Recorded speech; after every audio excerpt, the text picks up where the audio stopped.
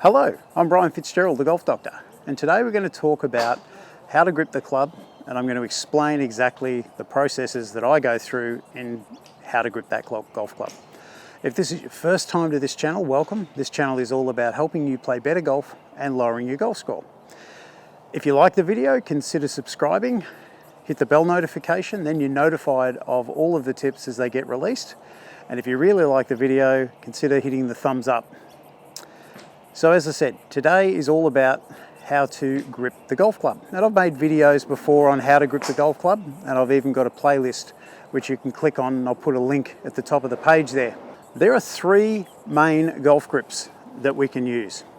And I think you're all familiar with them, but I'm going to pretend you don't know anything. That way I can't miss anything. So the three grips quite simply are, there is the baseball grip, which is all 10 digits on the golf club, just like that. We then have the interlocking grip, which is where this little finger here interlocks with the pointer finger of my left hand, and it does that.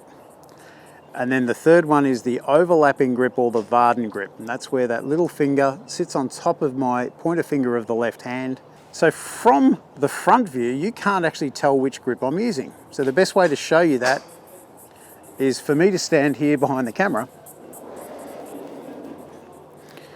So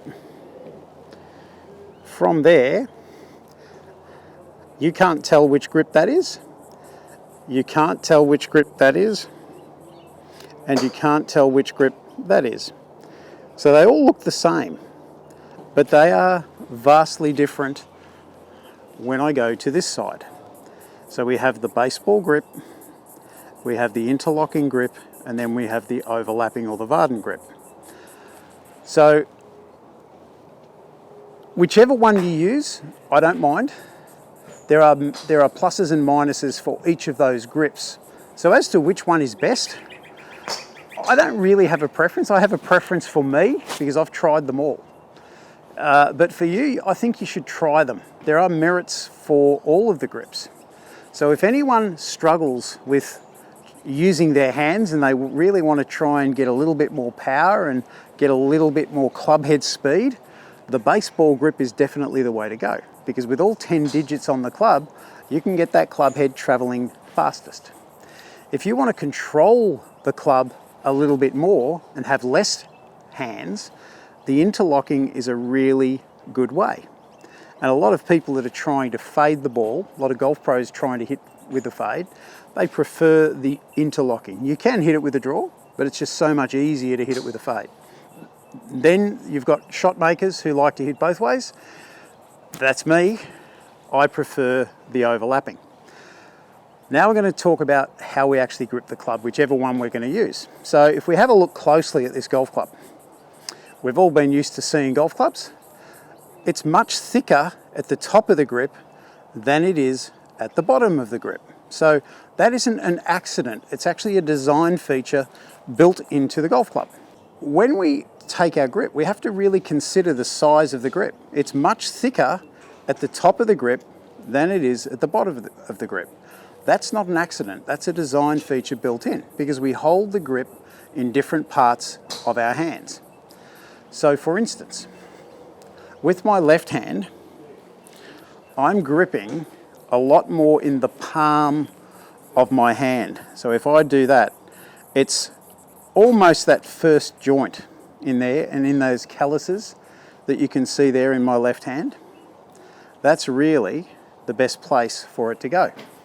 Try it from this angle here. So as I take my grip, if I open it, it's more in that section. It's thicker, that's where it's designed to be. I want that left thumb going straight down where you can see that line, and that's whichever grip I'm using, it doesn't really matter. That's how I hold it with my left hand. So as I look down on my grip, I can see these two knuckles right here. I can see that one clearly and that one clearly. A lot of people prefer a stronger grip. I'm not a fan of the stronger grip. There are times when I will recommend it, but as a general rule, I don't think we need that stronger left-hand grip. It creates problems elsewhere. So I just want my thumb straight down the shaft. We're gripping across the calluses and that first joint of that left hand and I can see 2 knuckles. So whether it's the baseball, the interlocking or the overlapping, that is my left hand grip. With my right hand, remembering that the grip tapers down quite a bit.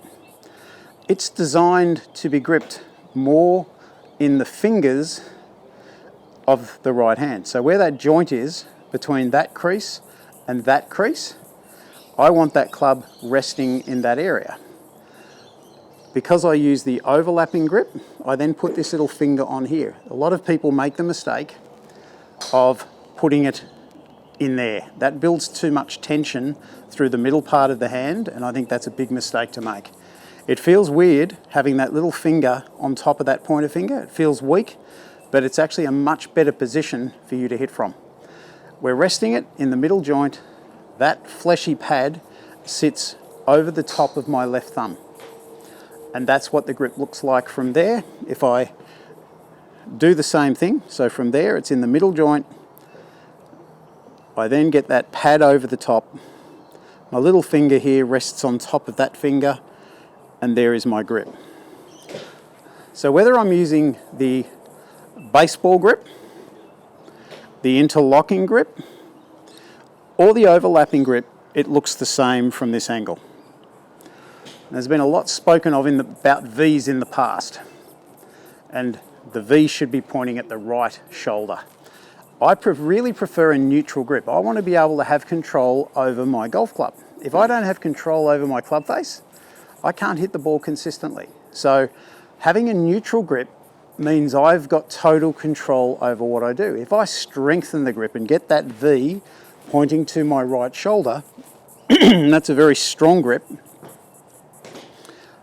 If I release my club well, my club face is closed at impact. If I'm closed at impact, that ball's going left. And I don't want to see that ball going left. I much prefer a neutral grip. Then I can release my hands as much as I want, and I'm still going to get that golf club back square to the golf ball. So as I said, it's not so much whether you use the baseball, the overlapping, or the interlocking. We've really got to make sure we get those little fundamentals right. I've developed this fantastic training aid that is going to get you gripping the club better than you've ever gripped it in your life. It costs about $30, so you can place an order with me if you'd like. Just save your pennies. I'll go and get it. It's this wonderful training aid called a hammer. You can go to your local hardware store and you can grip it. And if I handed you the hammer, in fact, I have someone here. Let's test. Mel, come over here for a minute. Can you stand just at the front there? I'm going to hand you the hammer. Can you show me how you would hold it with your right hand? Okay, see how Mel's got his hand? Straight away, his hand is in the perfect position. Is there any reason you can think of, Mel, that you would actually hold like that? Yeah, you can't control the hammer, can you? Even if we turn it the right way up. If you have your hand under, you just can't control it. You just no way you would ever do that. Yet, and I didn't warn Mel that he would be on here, but we'll do it again. You just hold the hammer the natural way, perfect grip. So stay there, I'm going to give you a golf club.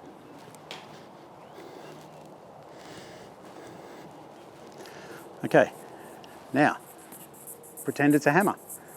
There's the perfect grip. There's not a lot of difference between the two. Yet most people, when they get that golf club in their hands, their club is under. 9 times out of 10, people are gripping under because they're told to grip it strong. So that's a good little clue. So if you want to place an order for my wonderful training aid, just let me know. Thanks, Mel.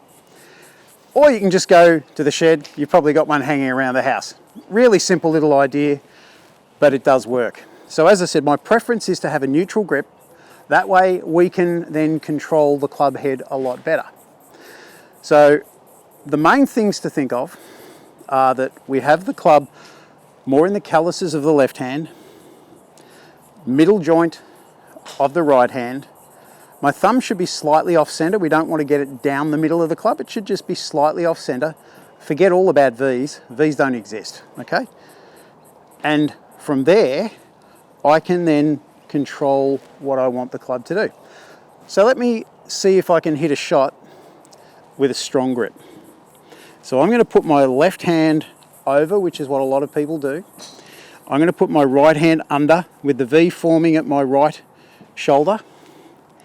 And I'm hitting it sort of about where that yellow flag is. Let's see what happens when I release the club from there. So the ball started on the yellow flag and then it's drawn back over to the white post. So if you want to hit it with right to left, maybe that's something you should consider. I naturally hit it right to left. If I really release hard, it's going further left than that. So if I then try a weaker grip, so I have my left hand down so I only have one knuckle, I'm going to get my right hand over a little bit too far. So it's still in the fingers, but I'm going to get it over there. What's going to happen here is I'm going to come through with my club face open. So I'm trying to hit it at that yellow flag. I've got the weak grip. We'll see how it goes.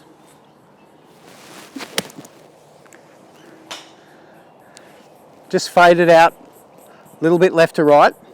That's what happens.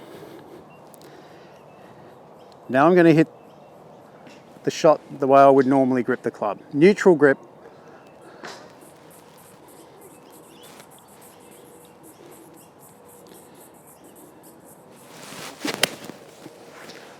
That's the way I like to hit the ball.